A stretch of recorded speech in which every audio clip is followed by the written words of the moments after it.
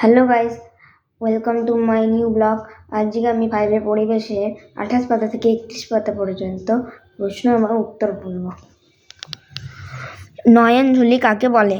রাস্তার ধারে, রেল লাইনের পাশে ও সেতুর নিচে যে বড় বড় নালার মতো জলাশয় থাকে তাকে নয়নঝুলি বলে। বাউড় কি? নদীর বাঁকে খানিকটা জায়গা নদী থেকে আলাদা হয়ে বন্ধ জলা হয়ে যায় তাকে বলে বাউড়। ঝরা কাকে বলে? পাহাড়ে ছোট ছোট ঝর্ণা আছে তাদের বলে ঝরা। পাহাড়ি অঞ্চলে ছোট ছোট জলস্রোতকে কি বলে? পাহাড়ি অঞ্চলে ছোট ছোট জলস্রোতকে ঝর্ণা বলে।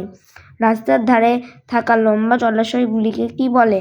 রাস্তার ধারে থাকা লম্বা জলাশয়গুলিকে নয়নঝুলি বলে। লোকেরা নয়নঝুলিতে কি করে?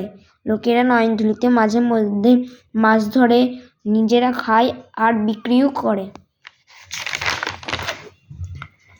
আজকাল পুকুরের চারপাশে কি করা হচ্ছে? আজকাল পুকুরের চারপাশে পাকা করে দেওয়া হচ্ছে বা সিমেন্ট দিয়ে বাঁধানো হচ্ছে। জলের কলকে কি জলাশয় বলা হয়? জলের কল জলাশয় না হলেও জলের একটা উৎস। জলাশয় কি? সাধারণভাবে মিষ্টি ও স্বাদু জলের আধারকে জলাশয় বলে। নদী, পুকুর, ডোবা, নয়নঝুলি, বিল ইত্যাদি হলো জলাশয়।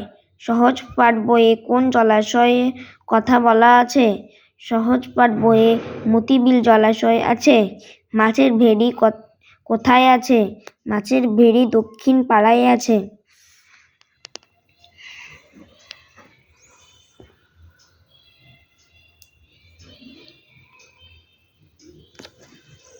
তো গাইস, বাই।